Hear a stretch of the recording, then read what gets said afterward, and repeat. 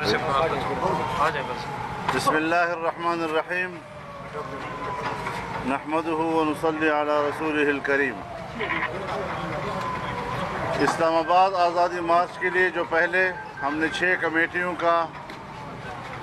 की तकर्री की थी, वो अपना काम जारी रखे हुए हैं और अभी उनका काम प्रोसेस में है और मरकज़ी मजलिस आमला ने जल्द उनको अपने रवाबित मुकम्मल करने के लिए हिदायत दी हैं। इसके अलावा तमाम सूबों के उमरा और नुज़मा पर मुश्तमिल एक खुसूसी कमेटी तश्कील दी गई है कि जो इस्लामाबाद आज़ादी मार्च के लिए रूट्स का तयन करेगी, किन रास्तों से काफ़िलों ने आना है, और इस तरीके से मरकज़ी सतह पर भी एक सेल कायम किया जा रहा है ताकि सूबों में और रास्ते में मुश्किलात फौरी तौर पर मरकज़ी सेल के नोटिस में लाई जाएं और किस तरह उसको हल किया जाए, इसके लिए एक मरबूत निज़ाम का होना ज़रूरी है। हमारा इरादा ये था कि हम 1 अक्टूबर से 15 अक्टूबर के दरमियान किसी तारीख़ का तयन करेंगे, लेकिन चंद रोज़ पहले मुस्लिम लीग नून ने जो हमसे मीटिंग की थी और उस मीटिंग में हमने उनके साथ एक कमिटमेंट की थी कि हम तारीख़ का तयन और हिकमत अमली बाहमी मुशावरत के साथ तय करेंगे और उसकी हिकमत अमली तय करेंगे। अब हमने ये फ़ैसला किया है कि 16 अक्टूबर से 31 अक्टूबर के दरमियान हम किसी भी तारीख़ का तयन उनके मुशावरत से करेंगे ताकि कमिटमेंट भी उनके साथ बरकरार रहे। और इस हवाले से चूँकि पूरा साल हमने 15 मिलियन मार्च किए हैं और हमारे कारकुनों ने जो पूरे साल में मेहनत की है और लाखों की तादाद में 15 मिलियन मार्च किए हैं, तो मैं तमाम सियासी जमातों से अपील करता हूं कि वो हमारी तैयारियों पर एतमाद करें। इसके अलावा आज हमारी मरकज़ी आमला ने सऊदी अरब के आरामको पर वहाँ के जो बहुत बड़ा उनका ऑयल फील्ड था और उसको तबाह किया गया है क्रूज़ मिज़ाइल मार कर, उसकी शदीद मज़म्मत की गई है और हम सऊदी अरब को ये इत्मीनान दिलाते हैं कि इस मुश्किल वक्त में पाकिस्तानी कौम और जमीयत उलमा इस्लाम आपके शाना बशाना रहेगी। इस इक़दाम के शदीद अल्फाज में हम मज़म्मत करते हैं। आखिरी बात मैं अर्ज़ कर दूँ कि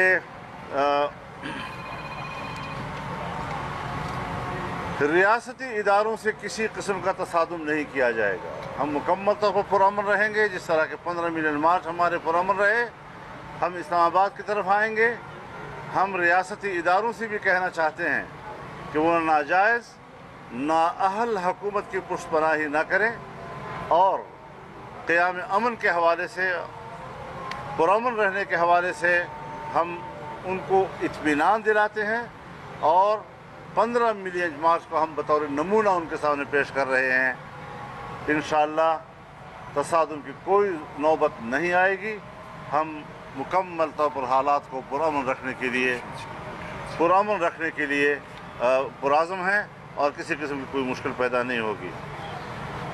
आज खबर आई है कि हमारे मोहतरम जनाब खुर्शीद शाह साहब को गिरफ़्तार किया गया है। हम शदीद अल्फाज में उसकी मज़म्मत करते हैं और नेब ने भी अगर गिरफ़्तार किया है तो हम इसको एहतसाब के ज़ुमरे में तस्लीम नहीं करते। सियासतदानों के ख़िलाफ़ इंतकामी कार्रवाइयों का इसको हिस्सा समझते हैं और इस गिरफ़्तारी को भी एक सियासी गिरफ़्तारी करार देते हैं। इनके शदीद अल्फाज में हम मज़म्मत करते हैं। बहुत बहुत शुक्रिया आपका। मौलाना साहब ये बताइएगा, जैसे आपने कहा कि मुस्लिम लीग नून के साथ आपकी मुशावरत हुई और उसकी वजह से आपने फिर जो आपकी मुतवक्की डेट थी 1 से 15 का, उसको आपने तब्दील किया और 16 से 31 तक आपने किया है। तो अभी बताइएगा कि क्या पाकिस्तान पीपल्स पार्टी से आपकी इस सिलसिले में की मुशावरत नहीं हुई और दीगर जो कौम परस्त जमातें हैं जिनमें ANP है, BNP है और दीगर जमातें जो है, क्या उनके साथ आपकी कोई बात? सबके साथ राब्ते भी है, मुशावरत भी है और कोई ऐसी मुश्किल बीच में नहीं है।